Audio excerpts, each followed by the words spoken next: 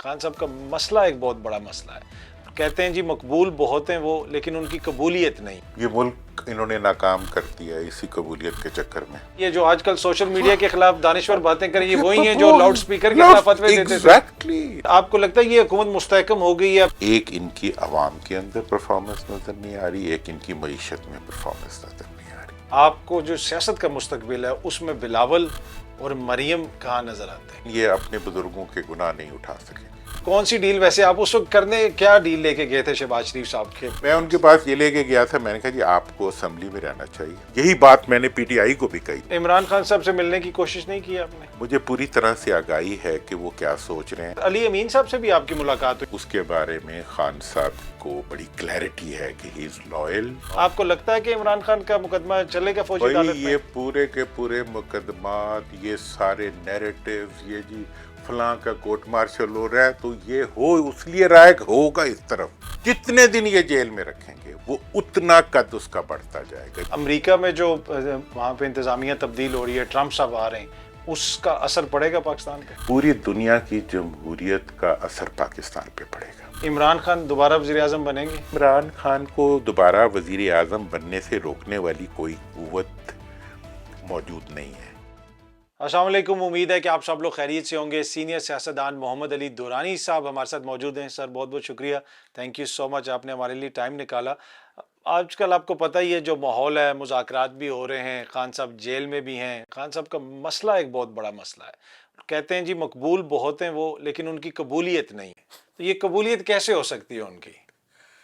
कबूलियत जो है वो सिर्फ जमहूरियत से हो सकती है, और ये जो कबूलियत का मौजूदा तस्वुर है वो है नज़रिया ज़रूरत का तस्वुर। मतलब ये है कि ताकत के लिए जो काबिल कबूल हो वो उसकी कबूलियत है, और जो आवाम के लिए काबिल कबूल हो उसकी मकबूलियत नहीं है। तो मैं समझता हूँ कि कबूलियत जो है ये नज़रिया ज़रूरत है। कबूलियत जो है ये नज़रिया जिसे कहते हैं बुनियादी इंसानी हकूक़ की तौहीन है। नज़रिया ज़रूरत का जो तस्वुर है ये जमहूरियत और आइन की भी तौहीन है। अगर आप चाहते हैं कि किसी मुल्क में अवाम की मर्जी चले तो वहाँ मकबूलियत चले। पर सर यहाँ पे तो देखें, ये बताया जाता है कि इमरान खान की सियासत नाकाम हो गई है। देखें जी, इलेक्शन वो जीत गया, वो बहुत मकबूल है, वोट भी उसको पड़ गए, लेकिन वो जेल में है, तो वो एक नाकाम सियासतदान है। ये मुल्क इन्होंने नाकाम कर दिया इसी कबूलियत के चक्कर में।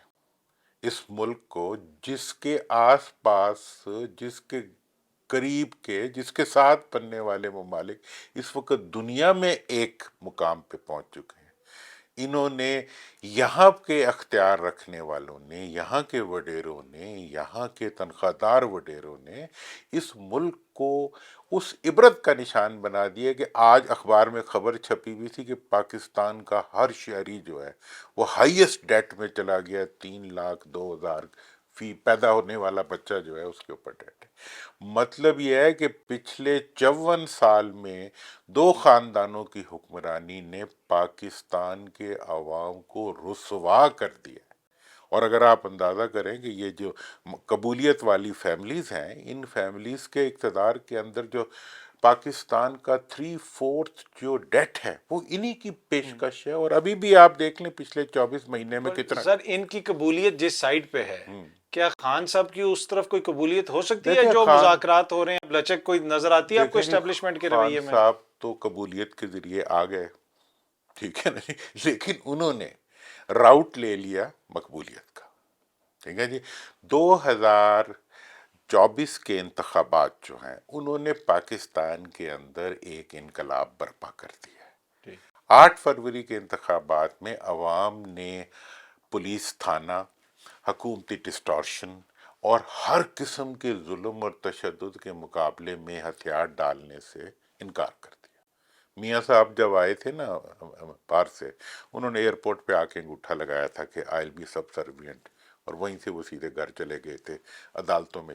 अवाम ने उसके मुकाबले में खड़े होने का फैसला कर लिया और अंगूठा लगाने से इनकार कर दिया। सर यहाँ पे हमेशा कहा जाता है कि जी 2018 का इलेक्शन भी तो ऐसे ही हुआ था, 13 का भी ऐसे ही हुआ था। क्या 24 का इलेक्शन भी उन्हीं इलेक्शंस का तसलसल है जो हमारी हिस्ट्री में रहे? हाँ, मैं आपको बताऊं, देखें भुट्टो साहब आए याया साहब की सरपरस्ती में, मियाँ साहब आए ज़ियाउल हक साहब की सरपरस्ती में, उसके बाद हाइब्रिड निज़ाम चलता रहा। मुशर्रफ साहब के ज़माने में भी जो लोग आए वो आपके सामने हैं। इसके बाद जब 2008 में इलेक्शन हुए तब भी कियानी साहब की सरपरस्ती से 18 के अंदर जब इमरान खान साहब आए थे, कोई शक नहीं है कि उनको पूरी की पूरी बाजवा साहब ने सपोर्ट दी थी। लेकिन 2024 में क्या हुआ? 2024 में वो तमाम कबूलियतें ख़त्म हो गई, फ़लसफ़ाए कबूलियत भी ख़त्म हो गया और ख़ान साहब ने फ़लसफ़ाए मकबूलियत का रूट ले लिया और अवाम ने उसके ऊपर लब्बैक कहा। और आज अवाम, और ये बात मैंने इलेक्शन के दिन भी कही थी, इलेक्शन से पहले भी कही थी कि मैं पूरे पाकिस्तान में घूमने के बाद इस नतीजे पे पहुंचा हूँ।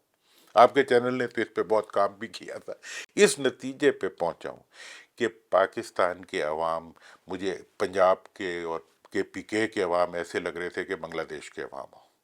वो नहीं मान रहे थे उस थाने को जिसके आगे वो चू नहीं किया करते थे। पहले ये होता था, इलेक्शन से पहले रिजल्ट अनाउंस हो जाता था। 18 में हमें पता था किसकी हुकूमत आनी है, मेरे सर पे भी प्रेशर। 13 में भी हमें पता था किसकी हुकूमत आनी है।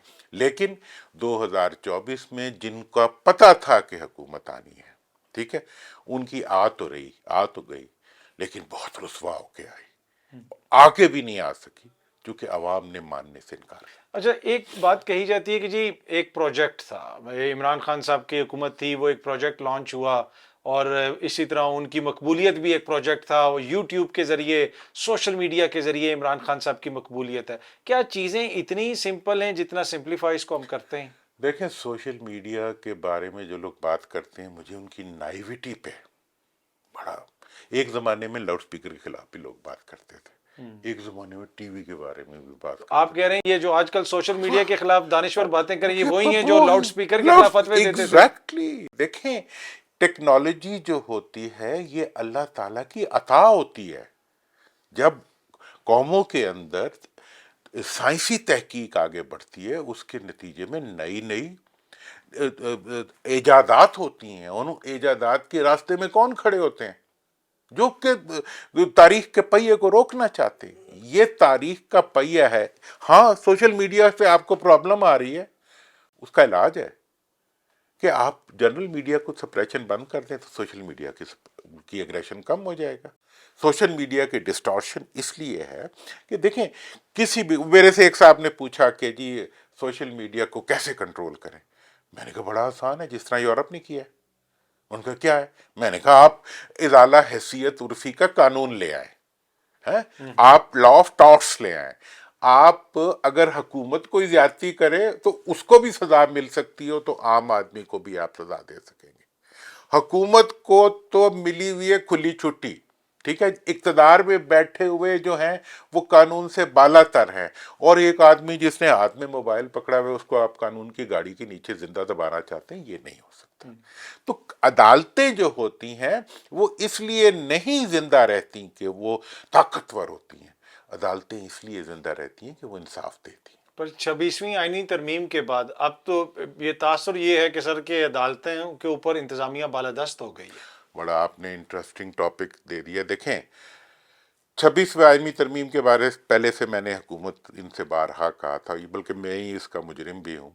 मैंने इन्हें कहा था कि ये अदालतों के ज़रिए जो है इस वक्त फॉर्म 45 और 47 का डिस्टॉर्शन जो है वो अदालतों के ज़रिए आयरन आउट हो जाएगी और असम्बली के अंदर एक ऐसी हुकूमत आ जाएगी जो आवाम के लिए काबिल कबूल होगी। और ये रूट हुकूमत के लिए भी बाइज़्ज़त होगा कि वो पीछे होके जगह दे के, और रिकन्सिलिएशन की बात मैंने इसी एंगल से की।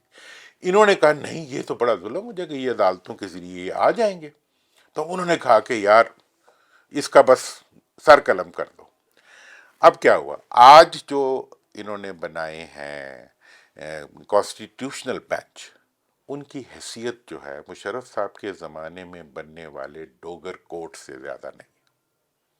आपको अगर वो याद जी जी, हो, डोगर बिल्कुल याद है, डोगर साहब। अब्दुल हमीद डोगर साहब की जो अदालत बनी थी, जो जजेस बनाए गए थे, जो अपॉइंटमेंट्स हुई थी, जो अंजाम हुआ था उनका, वो फिर तो अदलिया के अंदर से ही उनको फारिग किया गया ना फिर से। इससे बुरा अंजाम होगा इस अदालत का।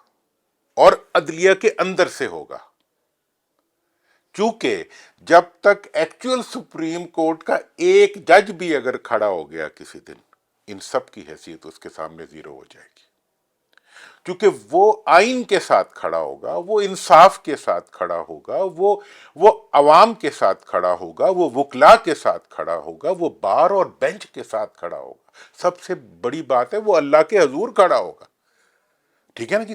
اور اگر پورے کے پورے سپریم کورٹ کو یہ چاہیں گے کہ وہ نظریہ ضرورت کے تحت اپنے چہروں پہ جسٹس منیر کی فوٹویں لگوا لے، تو وہ ایک تو بیچارے چلے گئے، انہوں نے ڈونٹس بھی تو کھانے ہیں نا، یا نہیں کھانے؟ پر مسئلہ یہ ہے کہ سر یہ ابھی تو نظام اسی طرح چل رہا ہے جس طریقے سے چل رہا ہے، اور حکومت جو ہے وہ بڑی مطمئن ہے۔ آپ یہ سمجھتے ہیں کہ صرف الیکشن کو بچانے کے لیے، جو مبینہ دھاندلی تھی اس کو بچانے کے لیے آئین کے ساتھ یہ کیا گیا، عدلیہ کے ساتھ یہ کیا گیا؟ بالکل صرف اسی کے لیے کیا، دیکھیں یہ کرسی کے لیے، وہ کرسی جو جس کی ناپائیداری کا سب کو یقین ہے، لیکن ان کا پرابلم یہ ہے کہ یہ پچھلے 54 سال سے اس ملک کے عوام کو ہیرا آگے پیچھے باری باری لگا کے ملاپ مار کے یہ سمجھتے ہیں کہ ملاپ سے اقتدار میں آنا اور نظریہ قبولیت کے تحت اقتدار میں رہنا یہ ہمارا پیدائشی حق ہے۔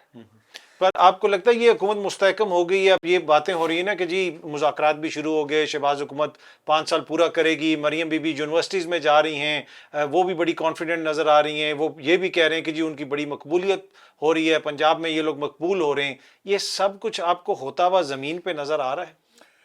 زمین پہ اگر نظر آ رہا ہوتا، ہاں جی، تو پھر مسئلہ کیا تھا؟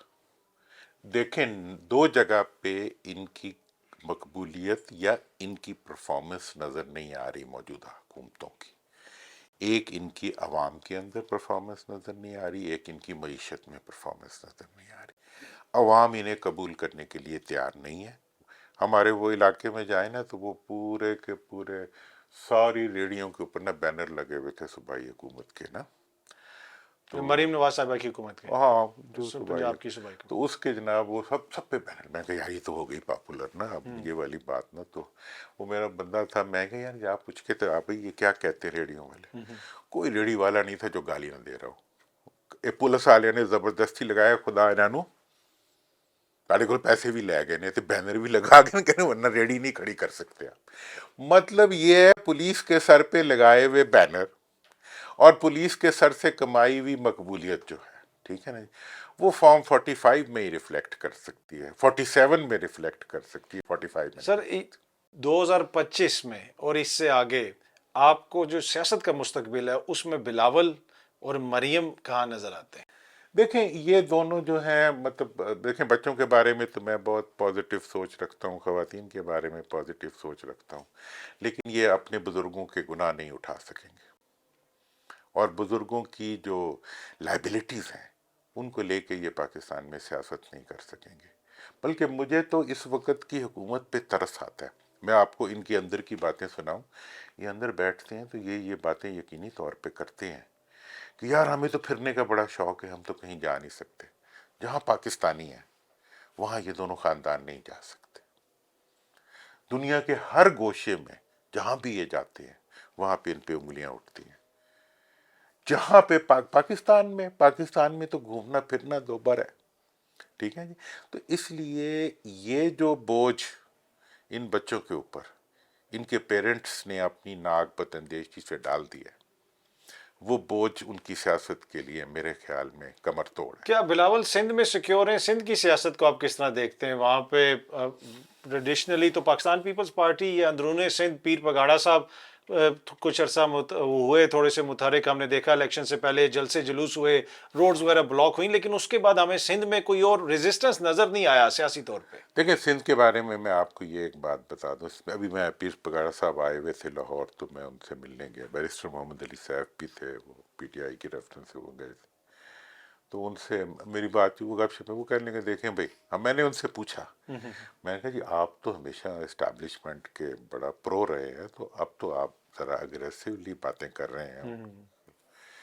کہنے لگے دیکھیں بھائی، میرے پورا خاندان، میرے سارے حر، انہوں نے ہمیشہ نیشنل انٹرسٹ میں پاکستان کے اداروں، پاکستان کی فوج اور پاکستان کی حکومت کا ساتھ دیا ہے، اور بارڈر کے اوپر ہم اسی طرح کھڑے ہوتے ہیں جس طرح ہماری پاک فوج کھڑی ہوتی ہے۔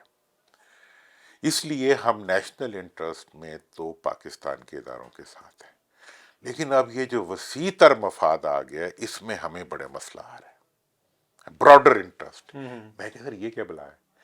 کہتے ہیں جی یہ وہ مفاد ہے جو الیکشن سے پہلے الیکشن خرید لیتا ہے، جو الیکشن سے پہلے حکومت خرید لیتا ہے۔ اگر یہ وسیع تر مفاد زمین پہ ایگزسٹ نہ کر رہا ہو تو یہ تو اپنے گھروں سے بھی نہیں نکل سکیں گے پیپلز پارٹی والے۔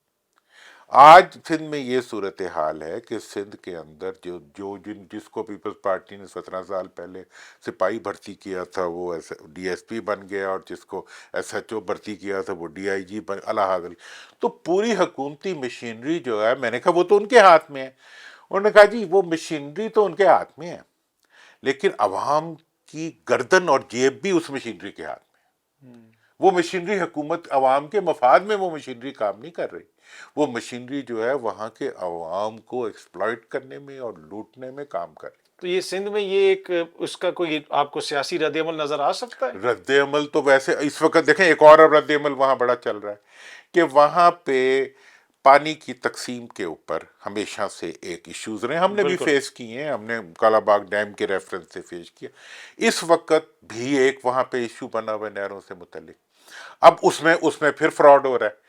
اب حکومت جو ہے یہاں آ کے اور بات کرتی، پریزیڈنٹ صاحب پریزیڈنسی میں اور بات کرتے ہیں، اور وہاں جا کے ان کا بیٹا دوسری بات کرتا ہے۔ اب کل میں صدر الدین شاہ صاحب کی تقریر سن رہا تھا، وہاں وہ ایک بڑے جلسے سے انہوں نے کہا جی ہمیں کسی پہ کوئی اعتراض نہیں ہے، ہم حکومت سے کہتے ہیں، صوبائی حکومت سے کہتے ہیں جو وہ باتیں کر رہے ہیں وہی قرارداد لے آئیں۔ سندھ اسمبلی میں لے آئیں۔ لے آئیں، مسئلہ حل ہو جائے گا، ہمیں بھی پتہ چل جائے گا آپ کیا چاہتے ہیں، آپ کو بھی پتہ چل جائے گا آپ کیا چاہتے ہیں۔ تو آپ عوام کو کیا سمجھتے ہیں؟ کم از کم اتنا تو عوام کا حق ہے کہ انہیں سچ ہی بول دیں۔ ٹھیک۔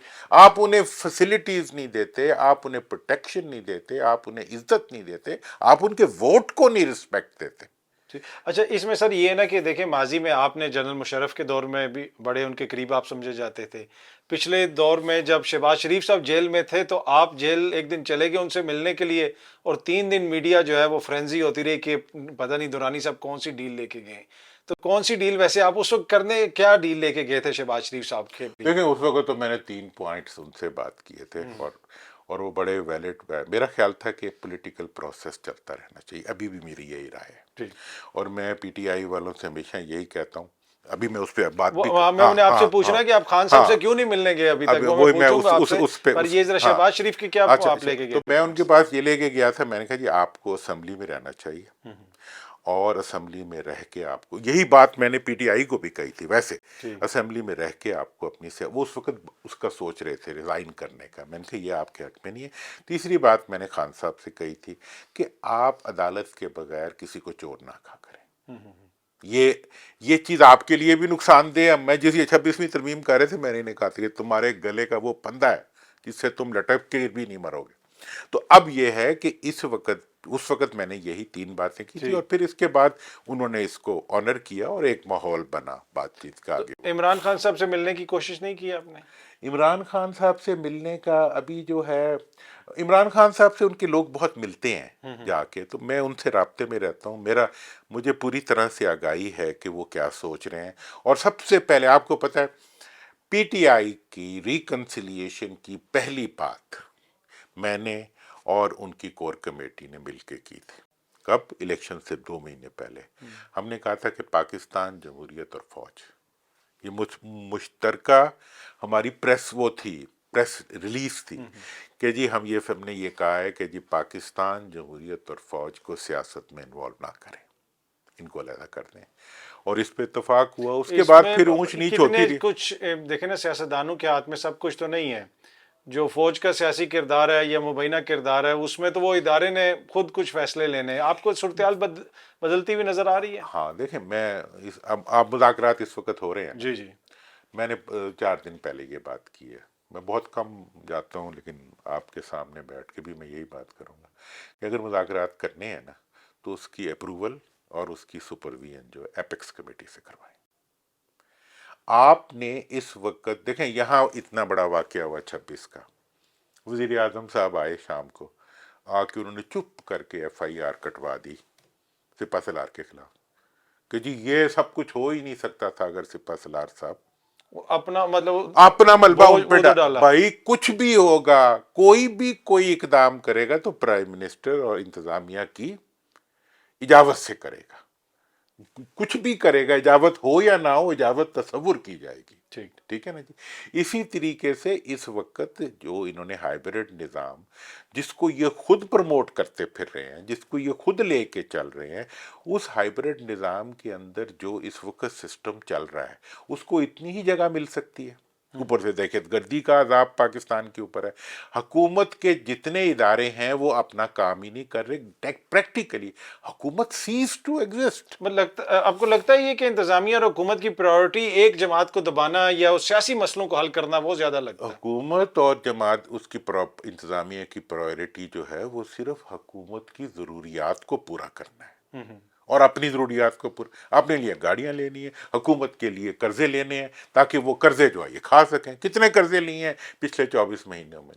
اچھا سر، علی امین صاحب سے بھی آپ کی ملاقات ہوئی، آپ پشاور بھی گئے تھے، کیسی رہی ملاقات ان کے ساتھ؟ دیکھیں علی امین کے بارے میں نے آپ کو پہلے بھی کہا تھا اور میں بار بار کہہ چکا ہوں کہ وہ اس وقت فیس آف دا پارٹی ہے اور اس کو یہ ایڈوانٹیج ہے کہ اس کے بارے میں خان صاحب کو بڑی کلیئرٹی ہے کہ he is loyal to party and to party interests.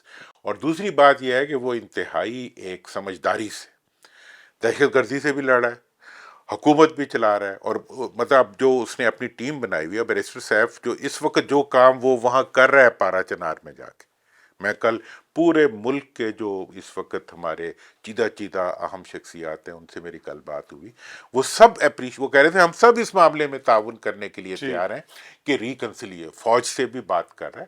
مطلب یہ ہے کہ رس جانا اپنے ملک کے اندر، اپنے ملک کے اداروں کے خلاف لڑنا شروع کر دینا، یہ سیاست نہیں ہے. سیاست اس چیز کا نام ہے، اور میں یہ کہہ رہا ہوں کہ جس دن یہ پی ٹی آئی نے یہ سیاست کی اس دن نہ یہ حکومت رہے گی اور نہ کسی اور کی وہ رہے گی. پر سر اس کے لیے دوسری طرف بھی تو ریئلائزیشن ہونے کی ضرورت ہے نا. ابھی کچھ دن پہلے تک تو بیانیہ یہ تھا کہ بس ہفتہ ڈیڑھ رہ گیا، عمران خان فوجی عدالت میں ہوگا اور بس لمبی سزا ہوگی. آپ کو لگتا ہے کہ عمران خان کا مقدمہ چلے گا فوجی عدالت میں؟ یہ پورے کے پورے مقدمات، یہ سارے نیریٹیوز، یہ جی فلاں کا کورٹ مارشل ہو رہا ہے تو یہ ہو اس لیے رہا ہے کہ ہوگا اس طرف.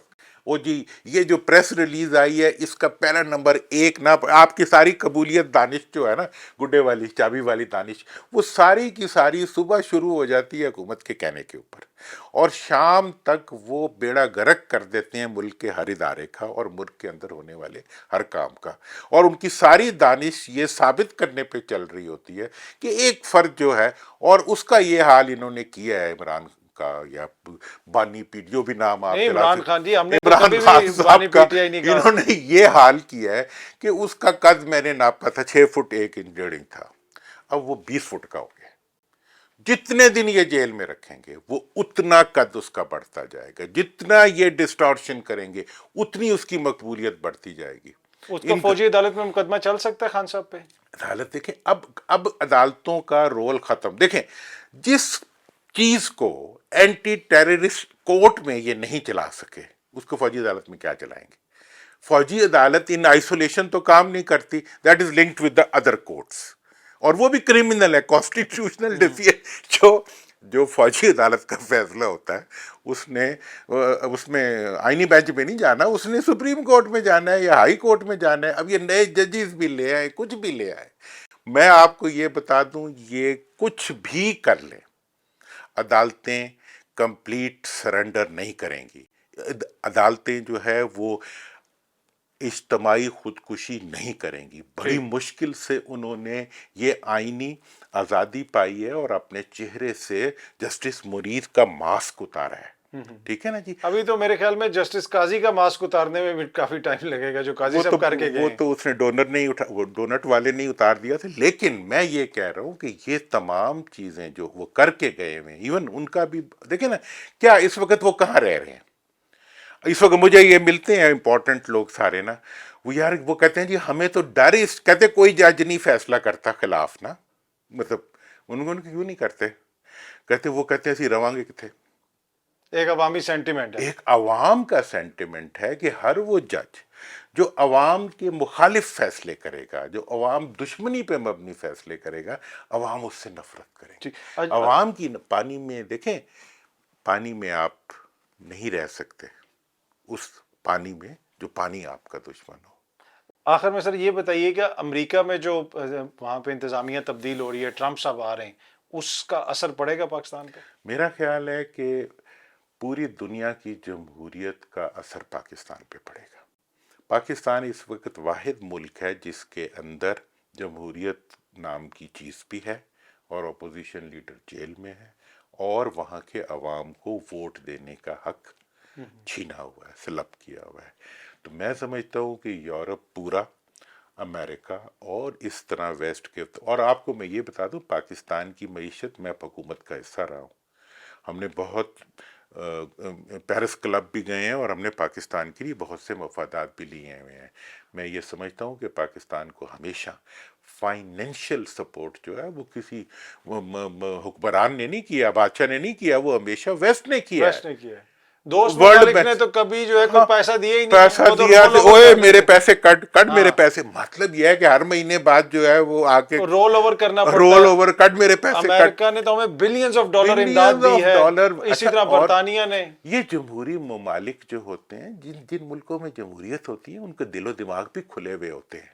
ठीक है जी। ठीक। तो इसलिए हमें, अगर हम अपने मुल्क के अंदर जमहूरी अदवार, जमहूरी अकदार और जमहूरी रवायात से लड़ेंगे तो पाकिस्तान के ऊपर ना अमेरिका साथ रहेगा, ना बरतानिया साथ ठीक। रहेगा, ना यूरोप साथ रहेगा, ना फिर जापान साथ रहेगा, ना कोई और मुल्क साथ आखिर रहेगा। में सर ब्रीफली, इमरान खान दोबारा वजीर आजम बनेंगे? मेरा ख्याल ये है कि इमरान खान को दोबारा वजीर आज़म बनने से रोकने वाली कोई कुव्वत मौजूद नहीं है, क्योंकि अवाम चाहते हैं।